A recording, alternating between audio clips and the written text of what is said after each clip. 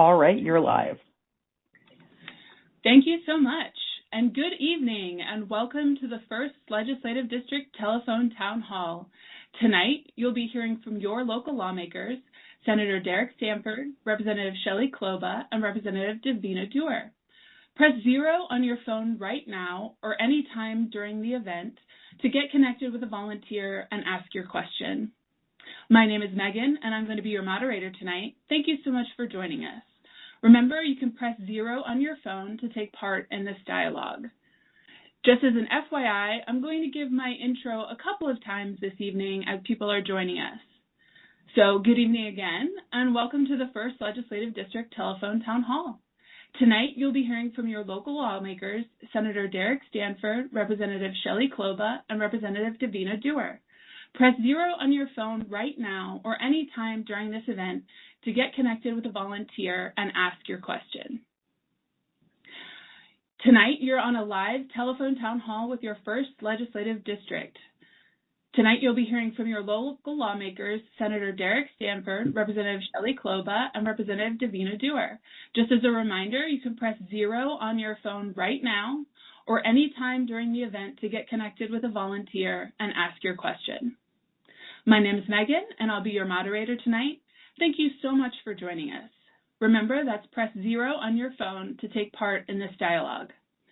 Now to get started, I'll open it up for some brief opening remarks from Senator Stanford. Senator Stanford, the floor is yours.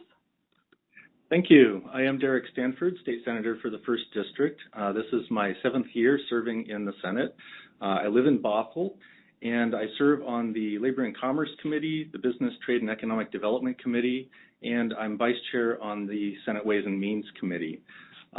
Focus areas for me, I've worked extensively in consumer protection, on labor issues, and also on the budget, which is where much of my focus is now in my Vice Chair role.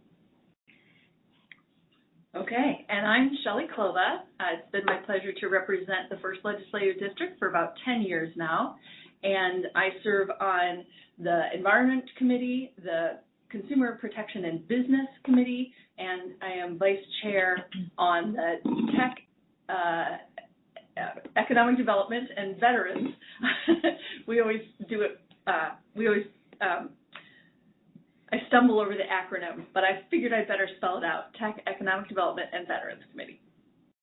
Hi, I'm, Davina Duerr, also from the 1st District, and this is my 7th session. I work, my committees are Transportation, Environment and Energy, and I'm the Chair of Local Government. Particularly interested in housing issues, climate, and how those intersect with transportation. Great. Thank you all so much. Just as a reminder, you're on a live telephone town hall with the 1st Legislative District, and you can press 0 on your phone right now or any time during the event to get connected with a volunteer and to ask your question. To give people a little bit of time to log on and ask their questions, we're going to get started with just a general question. What's a bill that you're particularly excited about this session? Okay, I'll go first. It comes out of the Environment and Energy Committee. It's protecting Washington families from data center costs. It requires large energy-intensive facilities like data centers to pay the full costs and risks of their electricity use rather than shifting those costs onto households and small businesses through higher utility bills.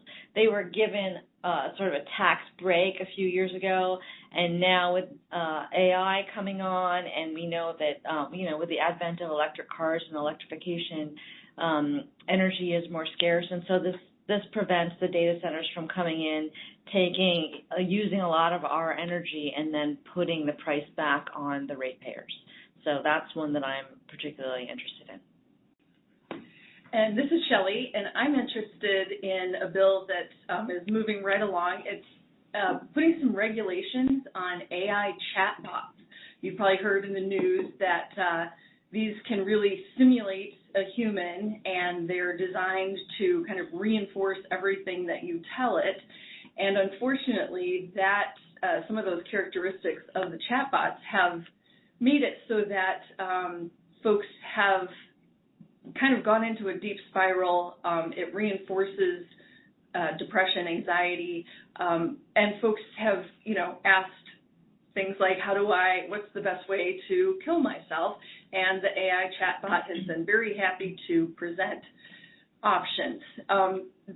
We're seeing people harmed, and sometimes it's really disturbing, life-ending harm. Sometimes it's other kinds of harm, and we need to rein these in a little bit.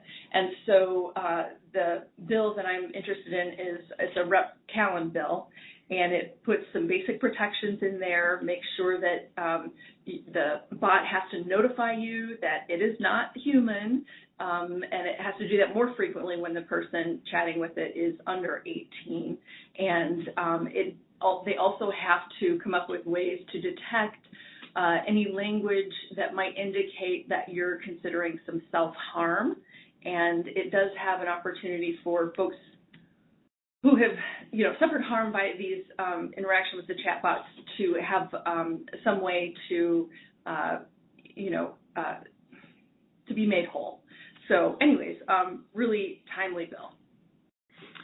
And I'll mention one bill I'm excited about, Senate Bill 6248, which brings some consumer protection regulations to travel insurance. Travel insurance has become much more common in recent years, and this will bring our state up to date and have some very specific regulations around travel insurance to make sure that consumers get disclosures, more transparency in what they're signing up for, and kind of set some ground rules for the industry. Great. Thank you all so much. Just as a reminder, you're on a live telephone town hall with your first legislative district lawmakers, Senator Derek Stanford and Representatives Shelley Kloba and Davina Duerr. And you can press 0 on your phone right now or any time during the event to get connected with a volunteer and ask your question. Remember that you can press 0 on your phone to take part in this dialogue. We're now going to go to our first live question from Dr. Jessup. Dr. Jessup has a question about the millionaire's tax and about ICE. Dr. Jessup, you should now be live. Yes, hello. Yes, I'm inquiring about the millionaire tax as it's linked to also the income tax and the necessity for it, and to me it doesn't seem to be necessary. I want to get your opinions upon it.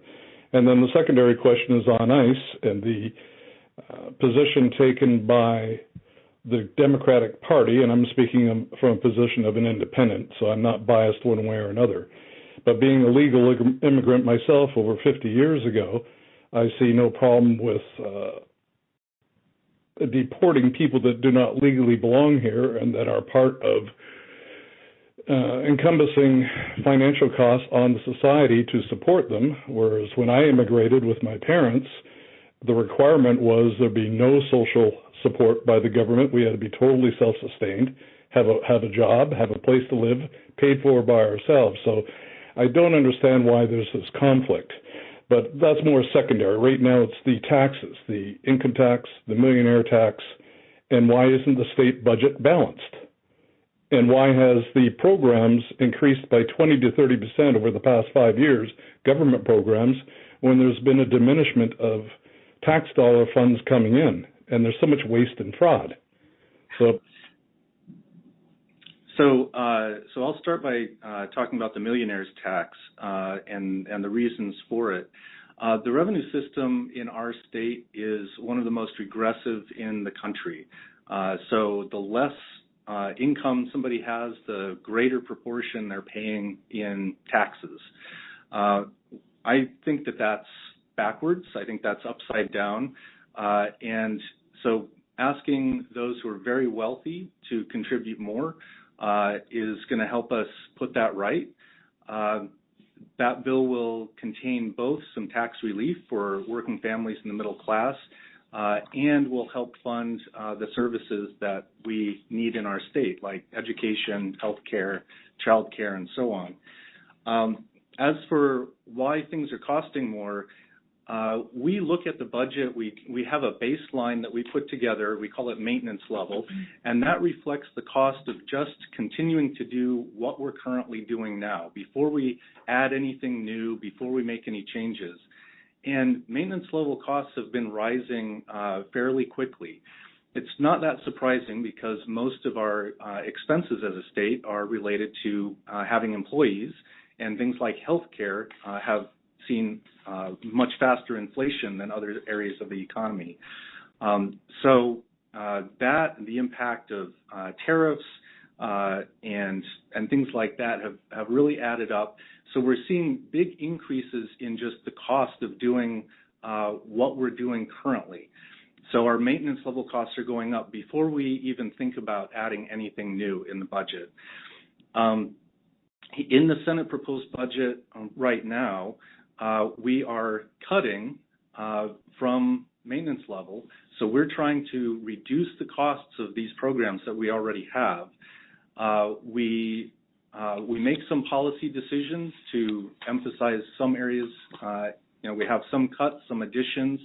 Overall, we are basically just looking at cuts this session, apart from a large increase in the costs for our tort liabilities for lawsuits that we need to pay. That's become a much bigger part of our budget in recent years. So that's basically what the issue is. The things that we're doing are costing more to do. So it's not about starting a bunch of new programs. It's about just managing what we've already got. And that's part of why we're looking at the millionaire's tax, to try to address just having that budget stability, having something that will be sustainable and reliable for the future. And then I'll let someone else respond on the question about ICE. Yeah. So regarding ICE, we have a number of bills that try to put some protections in around ICE and what we see as an accountability problem and a problem with the masks in particular. So we have one bill, HB 2165, which makes impersonating a peace officer a misdemeanor because ICE right now is not, they don't have any identification, they don't wear badges. It's very, very easy for anyone to impersonate an ICE officer. You just throw on a mask and look sort of militant. The second bill prohibits the use of face coverings by a law enforcement officer. Obviously, ICE is well known to be wearing masks where they cannot be identified, and that creates a problem around accountability when there's misconduct involved. So that's the second piece of legislation in terms of trying to put some protections around ICE behavior. And then the third is HB 2602. It keeps ICE from unlawfully entering private spaces in child care centers and schools, and ensures that immigration information isn't maintained at those facilities. With what we've seen happen in Minnesota, obviously it's top of mind that we want to protect our residents and make sure that the ICE is not allowed to do these things, or at least it's unlawful should they choose to wear masks and or have people impersonate them. So that's a few of the steps we've taken in the bills that have been introduced around ICE. And this is Shelley. If I might go back to one of the comments in the first half of this person's question, I think it's important that we all operate from the same pieces of information. And I just would point folks to a study by the Cato Institute that was done fairly recently. They looked at the last 30 years, and they found that immigrants have reduced deficits by about $14.5 million, and they pay more in taxes than the average person. And if they're undocumented, they're probably not getting much in the way of that back. So just wanted to put that in there for the record. Yeah, and I just wanted to add, as far as the millionaire's tax, this isn't unusual. There are 41 other states that also tax individual earnings that exceed $1 million a year. Thank you all so much. Just as a reminder, you're on a live telephone town hall with your first legislative district lawmakers, and you can press 0 on your phone right now or any time during this event to get connected with a volunteer and ask your question. We're now going to go to a live question from Susan around the LGBTQ+ community. Susan, you should now be live. Hi, can you hear me? Yes. Great. My name is Susan. I am a parent and an ally of the LGBTQ+ community. There has been relentless hateful targeting of this community, especially trans people. Washington residents are going to confront this discrimination when they vote on 2 initiatives in November. And I just want to know where you stand on protecting the rights of our LGBTQ+ students. Thank you. Thank you for that question, Susan. This is Shelley again. It has been very disturbing to see the attacks that we've seen at the national level and locally, and it's a really important thing that every member of our community should feel safe and valued, and actually active participants in their society. And what we have now are people being afraid to be themselves. We have people who are afraid to come to school in some cases, and particularly when it comes to education, that needs to be a safe place for all.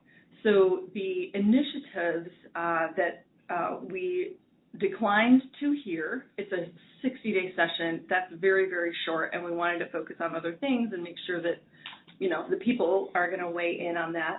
But it's just very important that we recognize that we all have civil rights and we all have value. I'll just throw in that I think one of my biggest concerns is that it would basically force unnecessary and invasive medical exams on girls to prove that they're girls and then not boys. So that seems wild to me that we would be forcing children to prove their gender with medical exams. And I also oppose both of those initiatives that are before the legislature right now.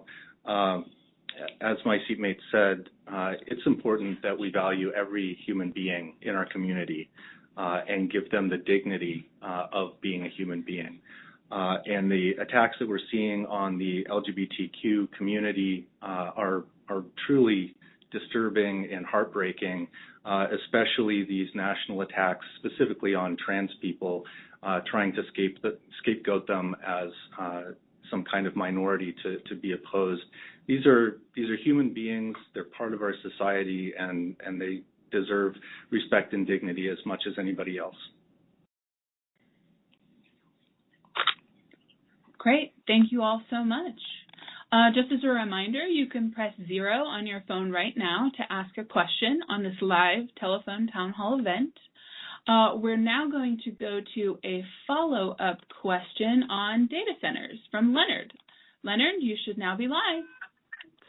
Hi, thank you. I was curious. I work in the tech community, and I heard you talking about data centers and how you want to keep the cost down to the general public, and was just kind of curious how you're going to go about doing this, because I know City of Seattle has a clean buildings proposition that's out there right now, and they're forcing the owners of those buildings to enhance their energy solutions. But I'm also curious if you're looking at the public utilities, because there are solutions out there that they could be pushing to help reduce that as well.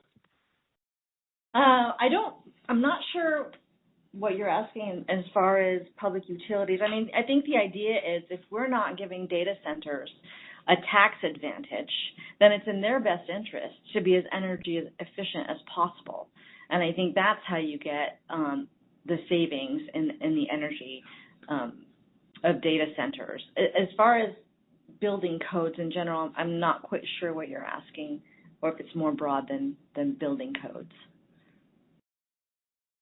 Well, the clean building proposition that they have out right now is forcing owners of buildings to update their building solutions, I guess.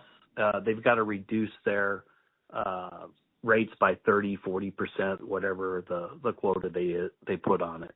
And so I'm just kind of curious if that was your thought process too, from a larger perspective, if you're going to go down that path, or you're just going to focus on the data centers themselves. Well, we have a state clean building standard that with different tiers for buildings of different sizes that's being rolled out right now. So they already may be captured. I'm not familiar with the Seattle proposition, so I can't really speak to that. But I think in general, if we're asking building owners to be more energy efficient, that's to everyone's benefit, because we know that we have a coming kind of energy crisis, so to speak, because we don't have enough electricity for all of the new electrification that's going to be happening over the next few years. Did you want to add anything? Leonard, do you have anything additional to add? Sorry? Oh, did you have anything additional to add there to Rep. Duerr? No, I do not. No. Okay. Well, thank you so much. All right. Thank you for everyone participating tonight. Just as a reminder, this is a live telephone town hall event with your first legislative district lawmakers, and you can press 0 right now to take a part in this dialogue. We are now going to go to a question, I believe. Let's see. I believe this one is from, I'm sorry, everybody. Just a little bit of a loss in my system.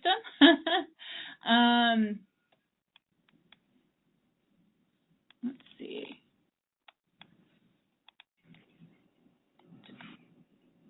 Oh, here we go. We're going to go to a question from Kay on property taxes. Kay, you should now be live.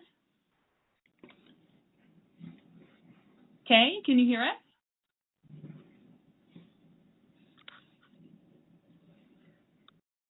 Kay?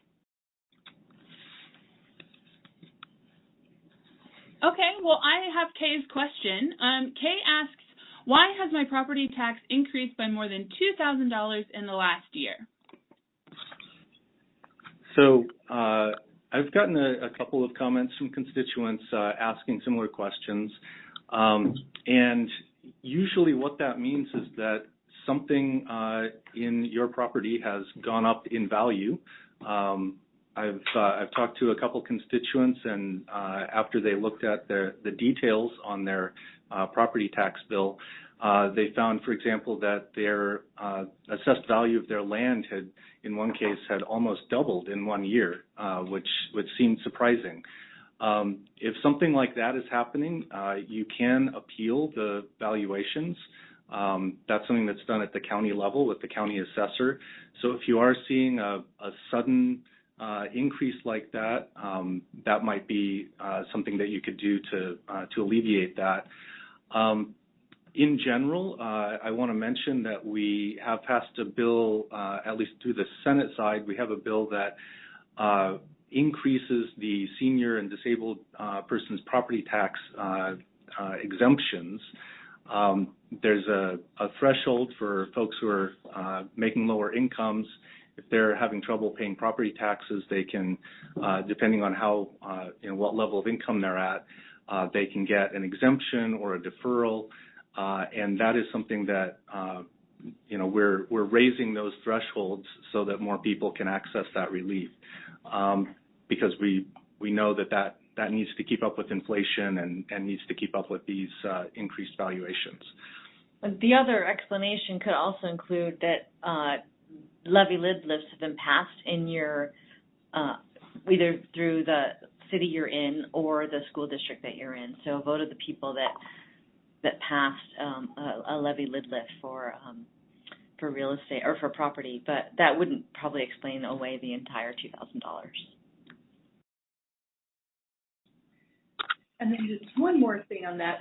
There is a bill that I believe is moving through the House. It's on a committee that I'm not on, so I'm not completely up to date on it.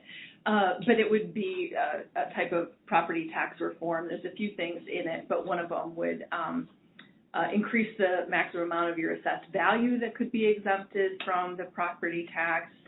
It would do things like allowing some of your, if you are like renting out a portion of your home or whatever, it would allow some of that rental income to be excluded from they do a calculation on your combined disposable income, et cetera. So there are some changes that I think would probably be something that you would be interested in, but watching out for that is Senate Bill 6162.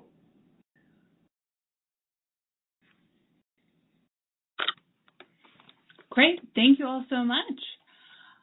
Just as a reminder, to ask a question at tonight's live event, you can press 0 on your phone right now to be connected with a volunteer. We're now going to go to a live question from Mark, I believe on Senate Bill 6200. Mark, you should now be live. Hi, yeah, this is Mark from Kirkland. I wonder about your thoughts on the right to install bill. Extreme heat events have become more frequent in our area, and it's associated with an uptick in mortality. I personally, as a practicing physician, seen surges in ER visits, particularly in my specialty of cardiology, people coming in with heart attacks brought on by heat stress. And for those of us that own our home, we can put in a heat pump or an air conditioner, but renters are at the mercy of the landlords. And I totally support the bill allowing tenants to have the right to install cooling. I would like to know your thoughts. Thank you, Mark, for that question. You're 100% right. These types of heat domes and long, extended periods of time where it's excessively hot has become a much more regular occurrence and, to your point, can be deadly or at least very medically compromising. And so this is a pretty simple bill. We have a pretty simple bill on it, and it would just restrict landlords from telling their tenants, you can't put in an air conditioning unit. And I think it's going to be both in the Landlord-Tenant Act and also in the Manufactured and Mobile Home Landlord-Tenant Act. So folks who are renting would be able to install these types of devices to help with their comfort and to keep them, in some cases alive. So thanks for that question.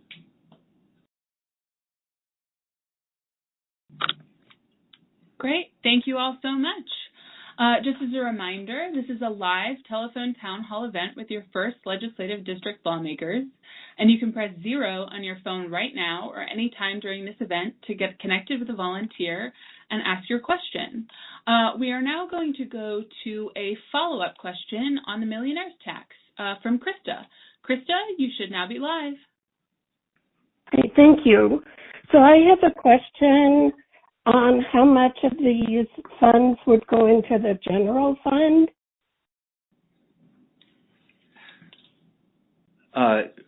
That's on the millionaire's tax?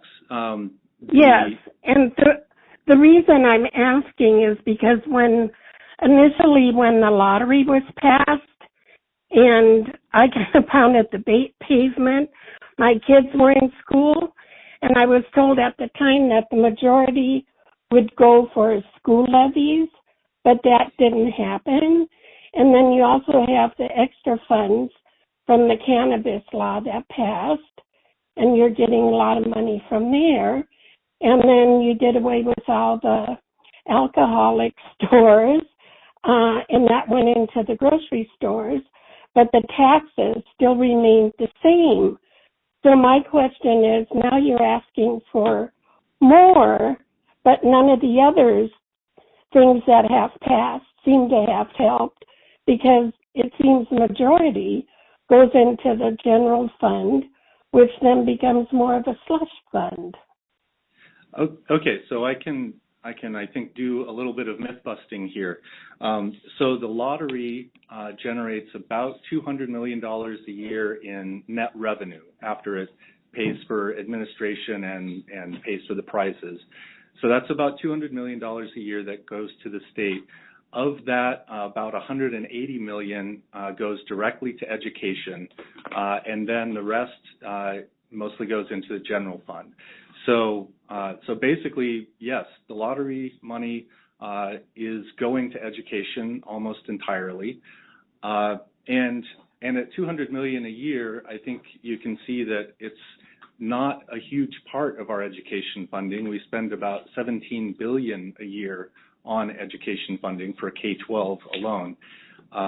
So yes, the lottery is funding education, but that's not going to solve everything. As far as the millionaire's tax, that there's still negotiation going on about how much of it might go toward specific tax relief. And apart from that, in the current proposal, it basically all goes to the general fund. Now, the general fund, 90% of the general fund pays for education, that's K-12, higher ed, early learning, as well as child care, health care, and other human services, essentially the social safety net. So that's why I think it makes sense for that funding to go into the general fund. Those are the things that I think we need the most right now, education and social safety net. And on the marijuana tax, that generates about $500 million a year. It was in the original initiative, most of that, the majority of that was supposed to go to health care, and that is still where the majority of that money goes. And actually, this is Shelley. I have a little bit more detail on that. Roughly half of that revenue goes to the basic health account. That's Apple Health for Children, for instance. And the Washington State Healthcare Authority gets $45 million of that. The Department of Health gets $12 million for that. And local governments get $20 million. So it really is all spoken for, and it does not seem to be rising in the way that it did at the beginning. We were seeing kind of year-over-year increases. But I also wanted to just point out resources for you. If you're interested in more detail on that, you could look, I think if you just put into your Google search or whatever search, LCB and annual report. And then the same thing for Washington Lottery annual report. You'll see a pretty good breakdown on where the revenues are coming from and what the expenditures are. So you can have some transparency into that if you want to dig deeper. Great. Thank you all so much for your responses. Just as a reminder, you can ask your question live this evening by pressing 0 on your phone right now. We're now going to go to a live question from Chastity on Senate Bill 6182. Chastity, you should now be live. Hi, this is Chastity, and I am a constituent. I live currently in Kirkland, Washington. Sorry about the noise. I'm taking a walk. And I just wanted to say kudos, first of all, for it, because I'm pro-Planned Parenthood and, abortion rights. As a younger, depending on that health care, when I was younger, I definitely need it. But this is specifically to Senate Bill the 6182, and it offers a chance to stand up to the Trump administration and campaign against abortion and continue Washington's truth of tradition of protecting abortion access, at every opportunity. My question is, are you willing to support sustainable revenue for abortion care and vote yes on this Senate Bill 6182 when you have the opportunity? Thank you. Thank you for the question, Chastity. Really appreciate your interest in this. I absolutely support sustainable funding for abortion access. I think it's basic health care, it's bodily autonomy, and in the wake of the overturning of Roe v. Wade, we've seen an uptick in, people coming to the state because they can't get access in their own states. I think that's just awful, and I would do anything to protect women so that they have access to this really important basic health care need, really. So yes, I would. And, I will. And this is Derek Stanford. I actually did vote for that bill as it came through the Ways and Means Committee, and look forward to voting for it on the Senate floor.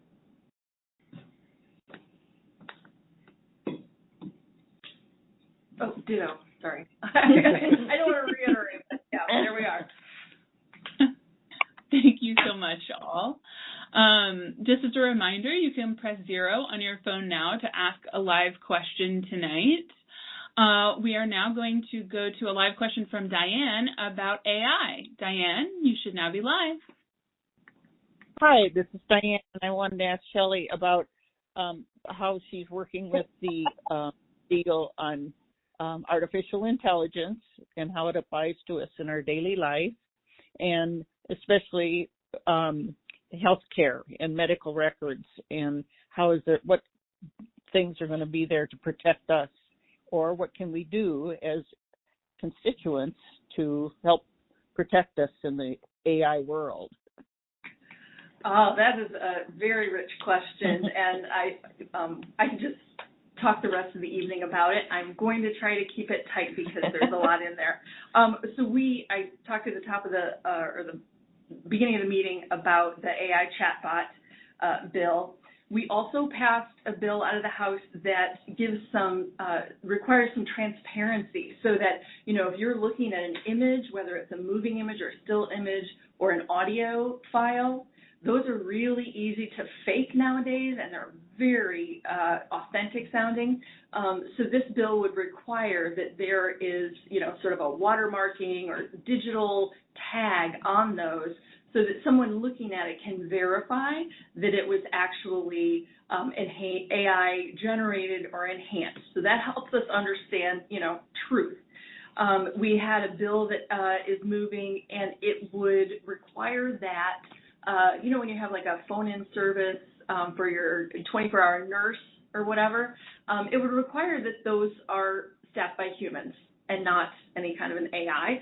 So that's a good step ahead. I had a bill that failed to make it, but I will come back again with it, I think, and it would require that mental health is not allowed to be offered by an AI chatbot. Obviously, we have trained, experienced mental health professionals, and that's who should be providing the care, not an AI chatbot. They are not vetted, they're not qualified, they have no duty of care, et cetera. So that is hopefully coming back. We need to have some transparency into the training data that the models are using. It's, the garbage in, garbage out model, and we need to make sure that we have a better understanding of that kind of stuff. In terms of healthcare, and I don't mean to say that I don't want anybody to get the impression that I'm negative on AI. I think there are some really tough problems, some really big data that we can get better understanding of through the use of AI. I think there will be medical breakthroughs. I think we are using it for forest fire prevention. There are good ways to use it, but there's also a whole lot that is harmful. So I think in terms of healthcare, we want to make sure that if folks are getting profiled and rejected, like their healthcare claims are getting rejected automatically by AI, we want to make sure that we're requiring there's a human in that loop and there's an opportunity to appeal. Those kinds of things are going to be important. And I think one other way that AI is being utilized, and this might come as a surprise to people, and it touches on both use of data and collection of the surveillance economy, is that one of our major grocery stores uses the data that they collect from their customers in their loyalty program, and they sell it. And it's not a small amount. It's about 35% of their net income comes from the sale of their customers' data. And of course, that can feed into big data sets. It also can feed into the kinds of pricing that we are offered when we're shopping online. So AI can be used to analyze huge amounts of data and set the price for you on an item that's a different price for me on that same item. So I'm cautiously optimistic that we'll be able to put in some common sense regulations that will enhance the innovation while keeping people safe and not violating their civil rights.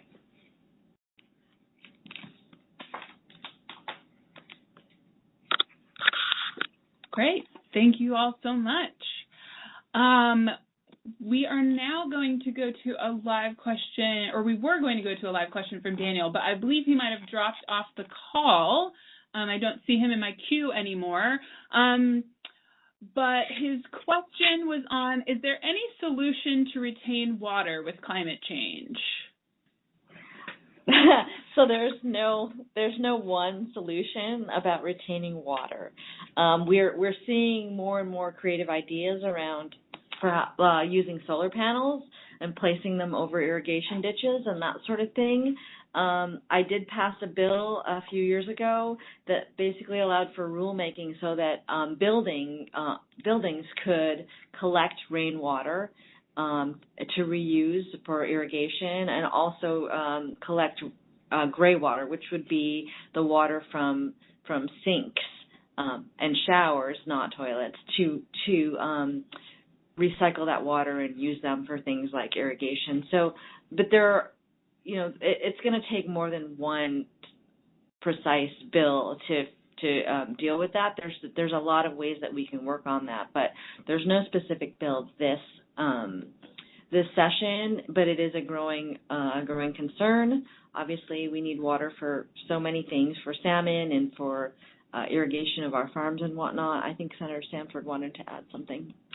Yes, the state has spent a lot of money in the capital budget over the past decade building more infrastructure to help farmers have reliable access to water as we go through rainier and drier years. Climate change is having a big impact, though, and we're seeing drier and drier conditions, it seems, every year. We tend to think that the west side of the state has a lot of water, a lot of rain, and the east side of the state is a little drier.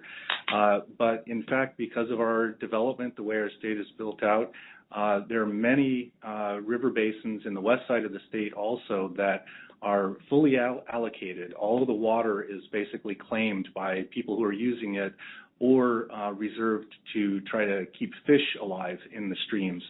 And so this has gotten really worse and worse as there's more and more demand for water, and we're now seeing the need to go through something called an adjudication.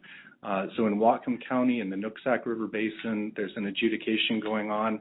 That means that every water user has to go and basically file a claim, and that will all work its way through the courts. It'll probably take at least a decade for all of those water rights to get adjudicated so that everybody knows what exactly they can use and when. So it's a very complex process, but my point with that is that we are basically facing a situation where we're out of water in many parts of the state, and this despite our investments in infrastructure. But we do continue to work on things like there's a program called Floodplains by Design that we fund in our capital budget. That and other programs where we're trying to build infrastructure essentially into the natural environment to capture water as it comes down, kind of slow the process of streams taking the water out.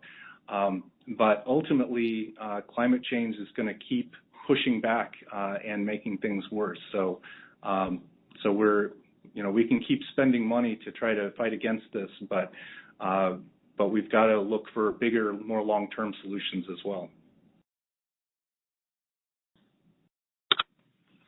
Great. Thank you all so much. Just as a reminder, you're on a live telephone town hall event with your first legislative district lawmakers, and you can press 0 on your phone to ask your question. We're now going to go to a live question from Sarah about proposed cuts in the budget. Sarah, you should now be live. Hi, Senator Stanford and Representatives Kloba and Duerr. This is Sarah Betnell, who you know from the Shoreline School Board. Thank you for holding this conversation this evening. And I know that you all are outstanding advocates for public education and supporters for public education. And that's part of why I want to check in with you about the proposed reductions for local effort assistance and transition to kindergarten in particular for public education. Neither of those affect Shoreline School District in specific, but with the expansion of levy authority last year, that really enabled Shoreline to be able to get some local support so that we could bridge our deficits. Similar districts who can't pass levies there was a commitment that LEA funding would come through for them. And it is deeply alarming that not only was that funding not coming through for them, but we're looking at a reduction for them. And same for transition to kindergarten. These are two of our most important educational justice funding measures that support low-income students and families in accessing education and having opportunities. So I was just wondering if you could talk about the thought around these being two of the largest reductions, and is there any opportunity for to change course here?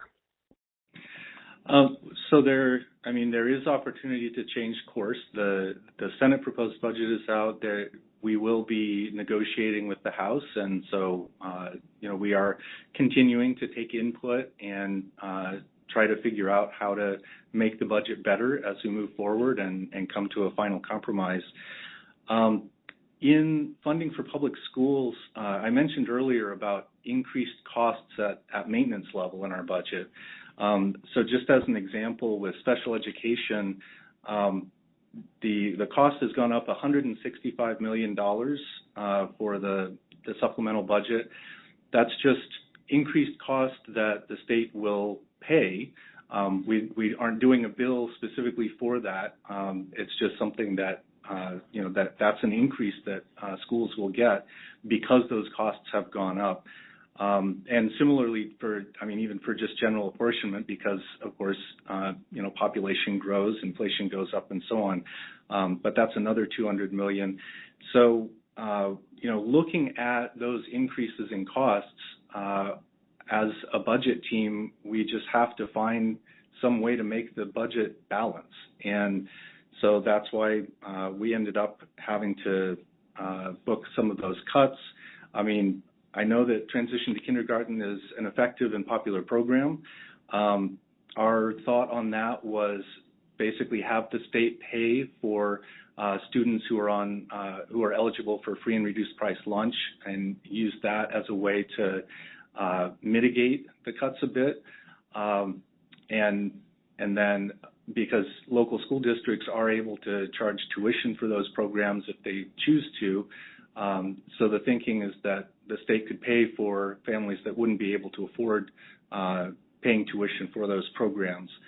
And since that's outside of basic education definition, then that is an area that could be cut. Now, that being said, we have received a lot of feedback on that and on the levy equalization. And like I said, we're hearing that, and we'll certainly be working with the House to see if we can find a way to mitigate that a bit.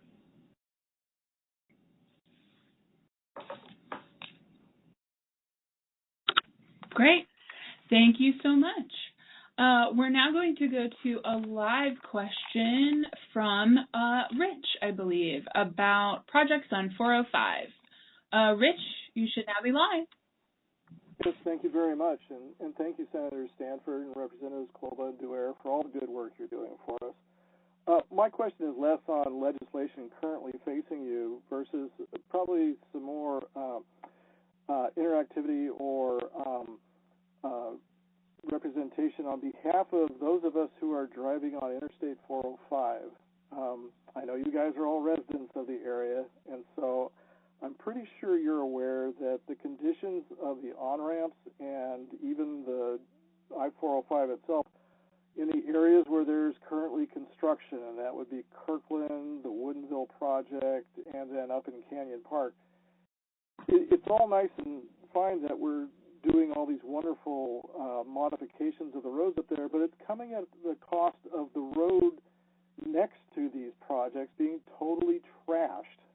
be it either by construction vehicles that are too heavy for the road or what have you. But if you've driven along I-405, and I know you guys must have, you know that it's pothole mania up there right now. So my question is there any way that someone from WashDOT can be encouraged to go and inspect those roads on perhaps a weekly basis to fill in those potholes? The worst one finally did get filled in after a couple of months. That was the on-ramp to 405 southbound from Canyon Park.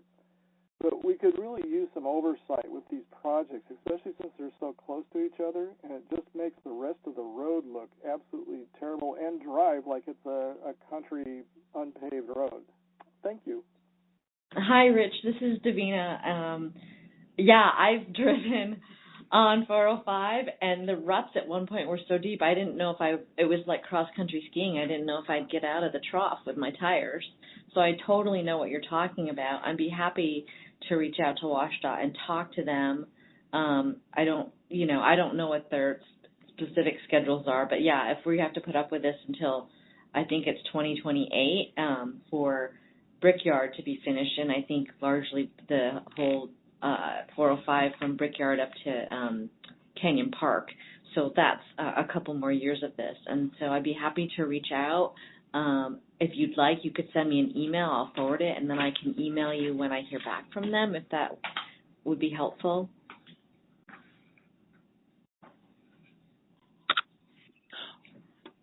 Oh, Rep Duerr, I believe we already put him out of the queue, but I can try to get him back up again if you wanted to ask that question. Well, I his just thought contact information should also be included to follow up. If he wanted me to circle back, I thought it would be helpful to have his email. And it might be a good opportunity just to remind folks that you can email us at any time. Yeah. The pattern is basically our first name dot last name at leg.wa.gov, leg.wa.gov. And any of the legislators can be reached in that fashion. And it's really helpful when we get emails because it's easier than trying to relay telephone conversations or whatnot, because then we can forward an email and say this is in reference to, and then we've got your email so we can get back to you when we get answers. Great. Thank you all so much for sharing that information. So we're now going to go to a live question from Anne. Okay, it looks like maybe she has dropped off as well. I do have this question written down, though. Homelessness continues to be a problem. What are you doing to get more housing built? Okay, well, I'll take that question since that's what I spend a lot of my time working on. So we continue to work on things like permitting, because we know that as permitting is slow, time is money. And so this year I have a bill to help with streamlining permitting and making it more efficient. And that's currently in House or Senate Local Gov, but I won't get into the details, but it basically requires a simple point of contact and puts timelines on not just cities and counties, but the other governmental entities that approve permits. We have a great bill that's moving its way through right now. It's called Step Housing, but it also streamlines permitting and processes and provides consistent treatment across jurisdictions to encourage permanent supportive housing, transitional housing, indoor emergency housing, and indoor emergency shelters. So this is sort of a trailer bill to 1220, which requires cities and counties to provide for all levels of housing.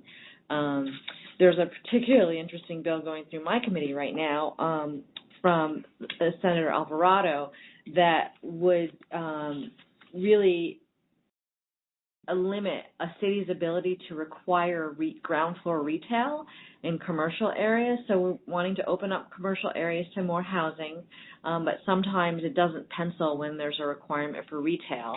And it's for me, it's been really sort of a tricky bill because I both want housing and understand the need for it and needing those projects to pencil, but I also, having come from local government, understand the need desire to create walkable communities where people can walk to the amenities they need, like the corner grocery store or, restaurants or other needs. And so right now, we heard it on Friday, and we're trying to work through amendments and trying to get to a compromise where cities feel that they have some local control and have the ability to raise, sales tax since they're limited in their property tax, but also that allows developers some added flexibility around, the costs that are making building some of these projects really prohibitive. So lots going on. It's been an ongoing effort, housing, for probably the last 4 or 5 years, and we continue to work on it. I will say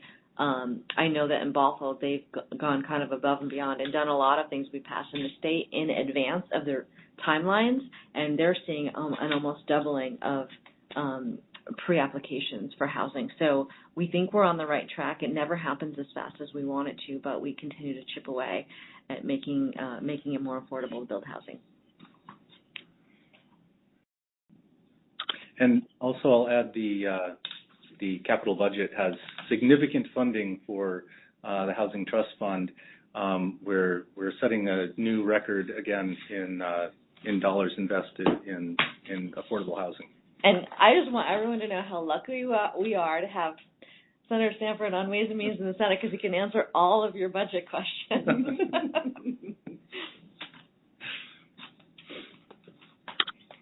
All right. Well, thank you all so much for your responses tonight. That's actually all the time we have for questions this evening.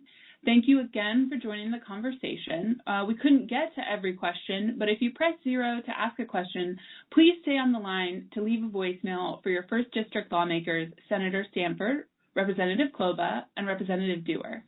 I'm now going to turn it back over to them for some closing remarks. Senator Stanford, would you like to begin? Sure. I just want to say thank you to everyone who called in and everyone who is listening. And again, just to emphasize, we really appreciate hearing from our constituents, especially on the budget. We have a lot of difficult decisions in front of us, and we don't take that lightly. And it really does make a difference when we hear from our constituents about what the priorities are, about specific programs or projects that are important. So please do send emails or call in. Very happy to get that input and use that as we help make decisions, especially on the budget. Well, I'll go next. This is Shelley, and also want to echo the thanks. And, there's a lot of detail around all of the different topics that were brought up today, and really appreciate people tuning in and paying attention. And, our civic engagement in the first LD, I think, is pretty high. Pretty proud of that. Just know that we do hear your stories. We take them to heart. And some of the things that we're holding up as sort of our guiding lights or our North Stars are, improving affordability for just everyday working people, backfilling the federal cuts to food programs and health care, just trying to do some responsible innovation, trying to meet the challenges ahead of us. So really appreciate you joining in. Thank you. And I'll take up the rear. I want to thank everybody for participating. It's more important now than ever that we have people participating in government and not lose hope. We're still working for you at the state level. We're still doing our level best to make Washington the best place to live. I'm really proud to represent the 1st. I think that the last election, 80% of registered voters in the 1st District voted. That's phenomenal. I'm just really floored by that. And I just wanted to mention a couple other things we're working on that we didn't get to talk about. I'm really excited about a bill that limits interest rates on new and unpaid medical debt to 1%. That hits right at affordability. We passed a non-compete bill out of the House so that they're banning non-compete so that people can work and aren't forced to sit it out or move somewhere else until their non-compete expires. So please continue to reach out to us. We are here for you, and we know that there's a lot of anxiety out there between the budget and what's going on at the federal level, but we're here with you. So thank you so much.